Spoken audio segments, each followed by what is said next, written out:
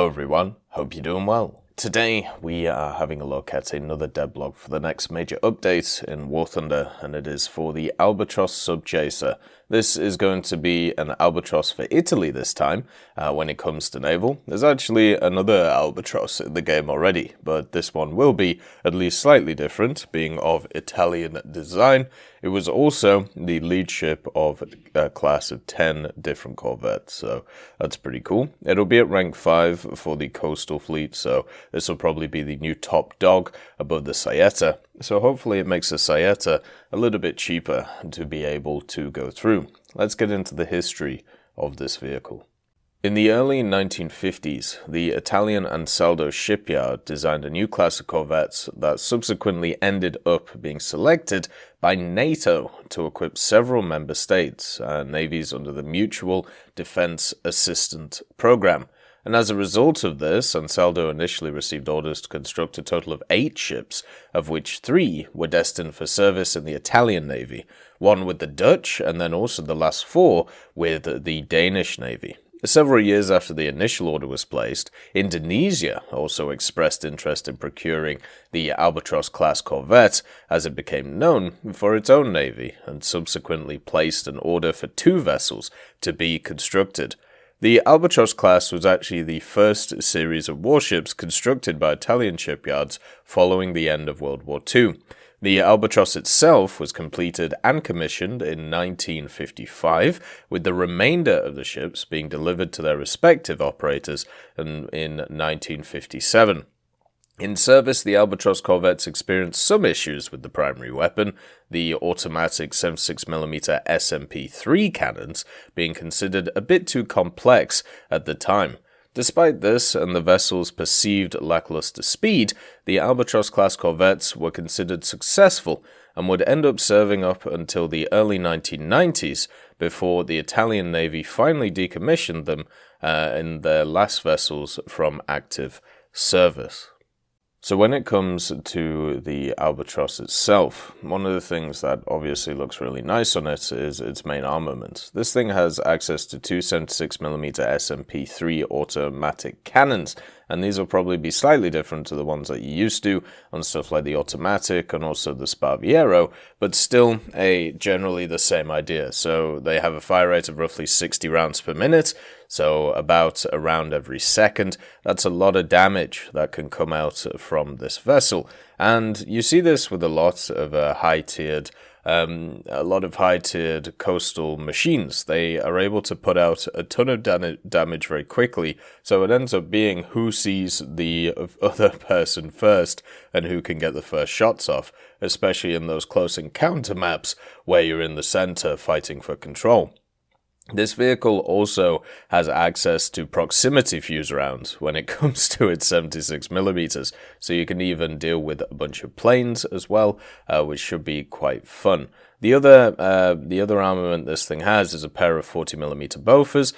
This is more of your kind of AA idea. They're paired together in a twin mounting on the aft end of the vehicle's superstructure, so this will hopefully keep you alive when it comes to aircraft. Another thing also which will be nice about the 40s is I'm guessing the first stage ammo stowage on these 76mm will run out pretty quickly. Like compared to a bunch of other machines that have 76s, they generally run out, quite quickly because it's got a high fire rate. So then you can switch to your 40mm to be able to do a bunch of damage with them as well. So that could be quite nice to do. Also, they do have some, or the ship itself does have some weird armament on it as well. It has some Hedgehog launchers, and also 2 pairs of pneumatic depth charge launchers on the ship's stern, so you'll be able to fire them off and try and kill things. It's pretty much, well, it's not impossible to kill things with the pneumatic depth charge launchers, but put it like this, if you're flinging them off, you're probably already dead at this BR, because some coastal ship has just wrecked your house. Also, at the same time, maybe a destroyer or a cruiser has wrecked your house as well, just because of the BR that this thing will be set at. At the same time, This vehicle is powered by two 2,000 horsepower diesel engines and is therefore able to maintain a roughly top speed of 39 kilometers an hour, this isn't very good compared to a bunch of other machines that are in other tech trees at this similar BR.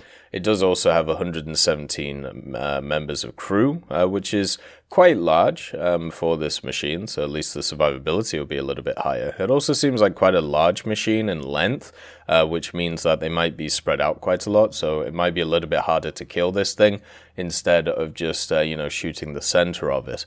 And also at the same time, the 76 millimeters do have a bit of extra armor on it, and so does the hull. Not a ton, and it probably won't make too much of a difference, but it'll mean that HE will do a slightly less damage to you, or, it still will have to penetrate something, which will be quite a nice thing. So when we compare this to a lot of the other machines that are high ranking for the coastal fleet, it has a lot of the same similar factors. It has a main armament that will just cream anything, which is from the coastal fleet very, very quickly.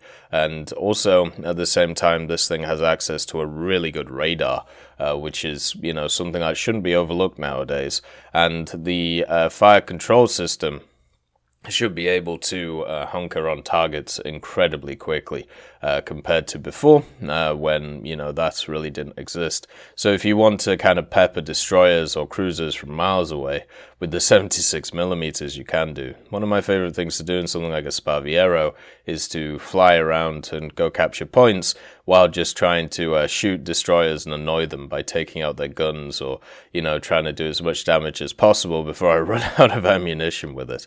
And I feel like once you win the initial battle in coastal with this thing, when you go after, stuff such as the other coastal machines, you win that battle and then you cap the zone, well, yeah, it's time to go and shoot destroyers with your 76s, and you want to be as accurate as possible while doing that.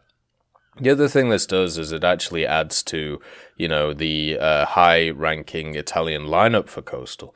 Obviously, you can run, the blue water stuff as well, but now you've got this, the Albatros, the Saeta, and also if you have the premium machine, or I'm not even sure, I don't think it is premium, the event vehicle basically with the two rapid-fire 40s, you could run that as well as the missile launcher and now this, meaning that the prospect of high-ranking Italy for coastal is looking really nice. It's actually looking like a really fun time.